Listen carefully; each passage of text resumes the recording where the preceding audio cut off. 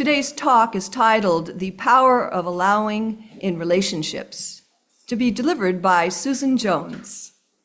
Susan Jones has been a student of New Thought for 30 years and is a licensed spiritual practitioner with Centers for Spiritual Living and a ministerial student with Emerson Theological Institute. She is retired from a career in the home building industry and as a foster parent for more than 25 years. Currently, she works part-time with San Luis Obispo Caregivers and serves on several committees at Awakening Ways Center for Spiritual Living in Atascadero. She and her husband, Larry, live in Atascadero with their pug, Ruby. Susan.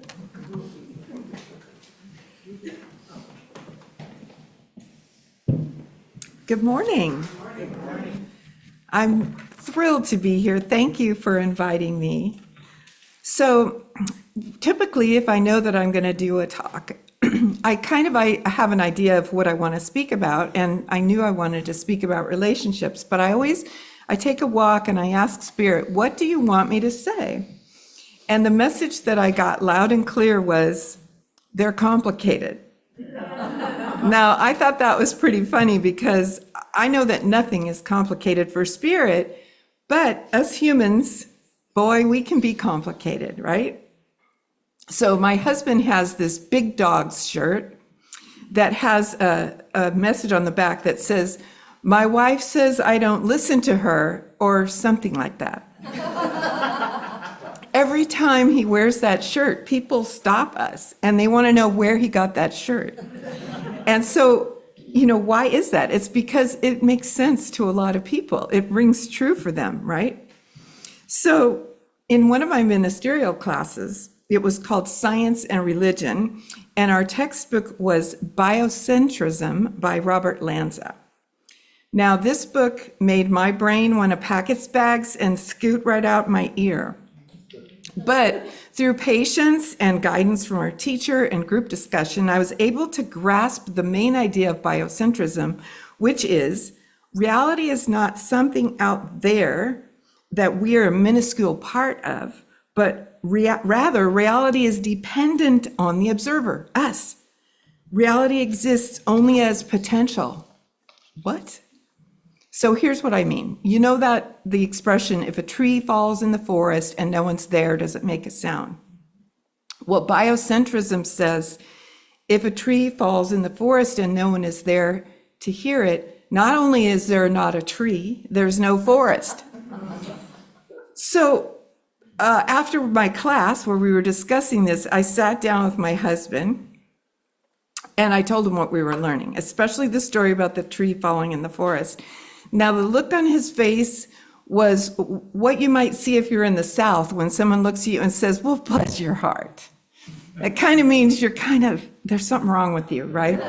He's like, okay, what?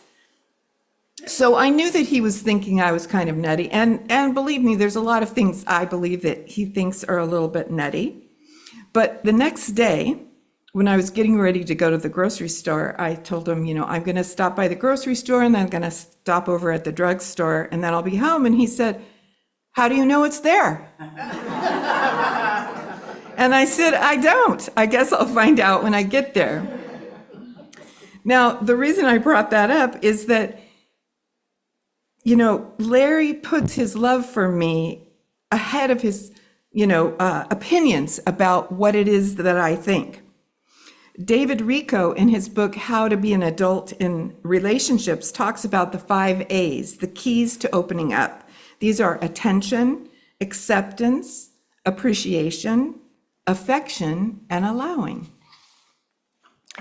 I got the chance to learn about the practice of allowing when I shared my life and my home with over 100 foster teenagers, not all at once. As any of you who have raised children know, there's a lot of things that you can't allow kids to do, things that could hurt themselves or others. So no is often the only option. But something I learned from those teenagers is that sometimes allowing something that you don't really agree with can honor your relationship. David Rico mentions this.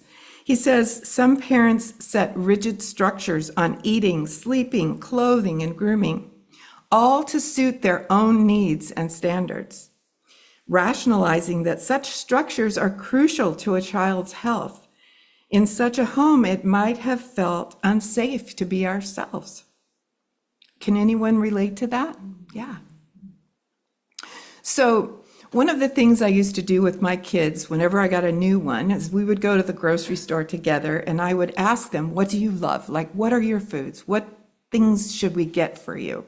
And most of the time it was the typical things you could imagine: ramen, boxed macaroni and cheese, things like that. But one time I was there with this young boy, 13 years old, and I said, what is your favorite food? And he said, Vienna sausages.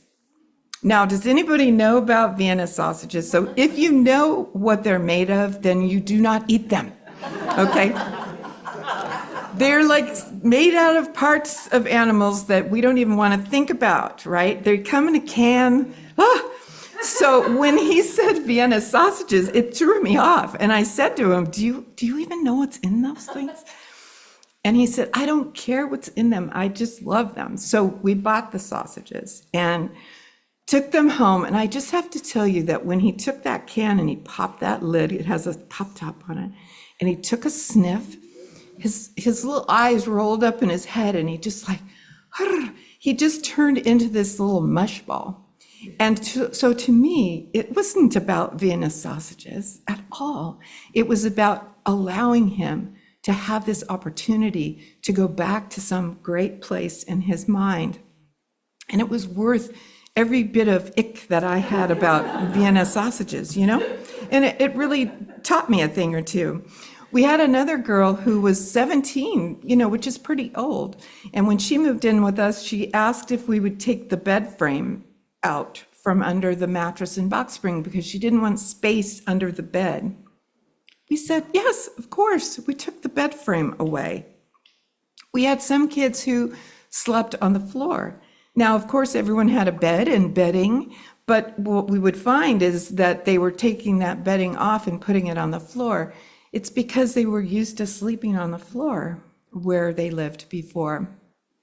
One thing I learned about these kids is that conditions that I would think were horrifying, living conditions, let's say, were their comfort area. I remember taking a boy to a home. This was going to be a more full-time foster home for him. And we went through and there was, to me, it just looked beat up. The corners, there were no sharp corners. Everything was rubbed down and well worn, let's put it that way. There was dogs everywhere. And I was kind of horrified. I was sort of sitting there clenched up. And when we got in the car, I was trained enough to know not to say anything like, wow, that place was awful. So I just said, what do you think? And he said, I loved it. It reminds me of home. So we allow, right? We allow. Now, when our parents become older, we often assume that role of parenting our parents. You know, the idea of allowing comes into play with those relationships too. When my own mother started to experience some cognitive decline, I found myself being really impatient with her. When she would say, you never come and see me, I would say, yes, I do. I was just there yesterday. What I didn't realize that I was just making her wrong and pointing out that her memory was declining. And I feel very sad about doing that. Now I work part-time for a caregiving company, and the owner has shared many stories with me of adult children with elderly parents treating them as if they were children, trying to control their eating, grooming, clothing, etc. The same things that David Rico talked about regarding little children. But the guy I work for has a very personal experience that he shares with his clients because his own mother has dementia. So he visits her regularly. And on one occasion, when he went to see her, she thought he was her brother. And so she addressed him with her brother's name. Now, what David did was he just rolled with it. He just sat down and had a conversation with her and asked her how she was doing, asked her what she was up to, what she had for breakfast. They had a beautiful conversation. Now, a son could be tempted to say, Mom, it's me, it's David, I'm your son. But he didn't do that because he knew there was no point in that. And he gave her this opportunity. He allowed her to have an experience with her brother. How beautiful is that? I mean, these are little things that we can do to make a huge difference in other people's lives. Now, if you talk to couples who have been together for 25 or more years and you ask them the secret to success in their relationships, here's what they'll say. Be friends with your partner. Do things that you enjoy together. Take time for a date night. And never go to bed mad, right? You've heard those before. But I have something to say about that last one. So when Larry and I were going to get married, Larry's my second husband, and I was 41 years old when Larry and I met. We went and met with the minister of the church that I was going to, and she sat us down and she said, is there anything about the other that is a concern or just something you want to bring up and talk about? And I said, oh, yes, I have something. So whenever Larry and I have an argument, he picks up his keys and he gets in his truck and he drives away. And I don't like that. I'm standing in the driveway and I want to have this conversation. And I was pretty righteous with myself about that. She looked at me and she said, do you have any idea how much dignity he's bringing to your relationship by doing that? And I said, what do you mean? And she said, because when you're having an argument and there's thoughts of unkind, cruel words that you want to say, if you say them, they cut just like a knife. By grabbing his car keys and driving away, she said, does he come back? And I said, well, yes, every time. And she said, then what is the problem, right? So for me, I'm a talker and I wanted to talk things out, but by allowing Larry to take that space, he would come back, be in a totally different frame of mind. We would have a beautiful conversation. Maybe it was the next day. So my advice to you is that if you're not able to talk things out calmly by bedtime, go to bed. Just go to bed. Tomorrow is another day, and as we all know, things always look better in the light of day. So relationships are complicated, and one way to make them better is to allow. Allow the other person to be and think what they want. Allow dignity in your relationship by taking a time out if you're feeling like saying something hurtful. Allow time to be together to do something that you both enjoy. I'm not saying that you need to allow people in your life to do whatever they want. You have to have discernment and you have to have boundaries for yourself, for sure. What I mean about allowing is what David Rico calls creating a holding environment. He says a holding environment, the safe and reliable context of the 5 A's, is necessary for all growth, both psychological and spiritual. We are like kangaroos developing in a pouch. We experience being held within the womb, within the family, within a relationship, within support groups, within civic groups, and within spiritual communities. At every stage of our lifespan, our inner self requires the nurturance of loving people who are attuned to our feelings and responsive to our needs. Those who love us, understand us, and are available to us with attention, appreciation, acceptance, affection that we can feel. And by allowing, they make room for us to be who we are. One thing I learned early on in my foster parent career is that if you frame your requests to another by saying I instead of you, you're more likely to get what you want. For example, the same girl who asked us to take the bed frame away, we got her into our foster home because she was being kicked out of a group home for girls. Now, typically it goes the other way. You start in a foster home, and if you can't make it there, then you go to a group home. She was completely non-compliant in the group home. She didn't like the rules, and she didn't understand the rules, so she didn't follow the rules. When she came to live with us, we told her what our rules were based on our needs. So for instance, we said curfews at 10 o'clock because we need to get our sleep. First thing out of her mouth is, that makes total sense. Because we didn't say curfews at 10 o'clock because teenagers need their sleep, right? If we said that, she would say, no, I don't. I don't need my sleep. I'm fine. I need my sleep. And she said, makes sense to me. Everything that we asked of her was framed in that way. And she was actually the best kid. And she's still in my life. She's like 45 years old now. And she has a child of her own. She lives up in Colorado. And yeah, she was just an awesome kid, but she just didn't like arbitrary rules that made no sense to her. Now, even though I'm technically retired from full-time employment, I have taken on several part-time jobs that keep me pretty busy. Now, Larry is truly retired. He's living his best life, doing the things he loves to do on his own time schedule. And I'll be honest that sometimes as I'm heading out the door to work and I look over at him laughing at cat videos, I can be a little miffed, right? But I had to ask myself, are you miffed because he's not working as hard as you, or he's not being productive in your eyes? What's really going on here? And once I looked deeply into my own motives, I realized that what I really needed was help doing some of the stuff, the chores around the house. And so I sat down with him and told him that I needed help, and I asked him if he'd be willing to take up some more of the daily chores, especially keeping the floors vacuumed. And of course, he said yes, no problem. Now, when you ask somebody for help, be ready for that help to come in creative ways. Soon after our conversation, I arrived home to hear this whooshing sound, this whirring sound. And lo and behold, there was a little robot scurrying around our floors, cleaning the floors. Now, when you ask for help, allow the other person to be creative in how they solve your problem.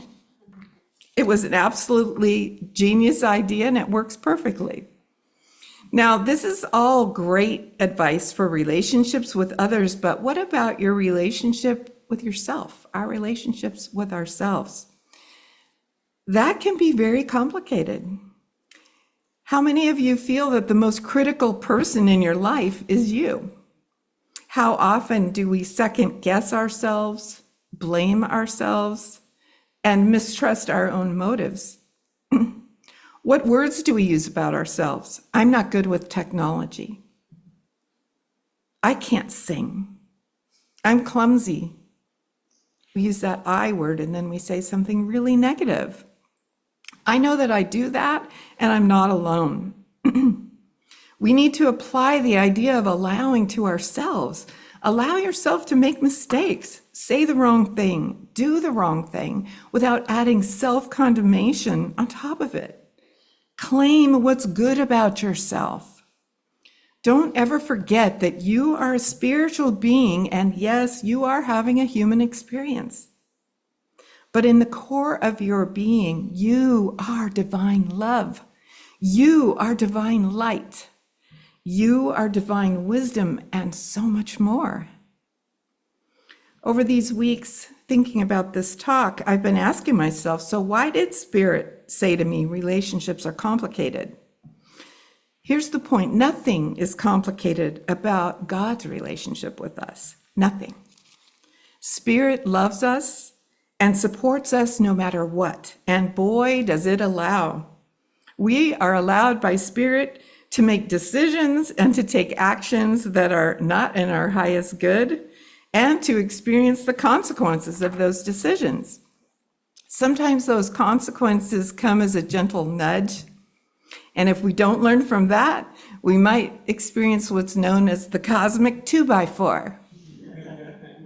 Spirit wants us to know that the only complication that exists between us and the God of our understanding is our own bloated nothingness, our human tendency to try to control everything. But the good news here is that in our relationship with Spirit, there's only one person complicating it, and that is us. Once you accept Spirit's unconditional love, you will begin to notice how many times it shows up and supports you in matters great and small. We talk about the power of prayer, and just as Spirit allows us to make our decisions and choices, we must allow God to do what God does. The more we allow, the faster the healing will come.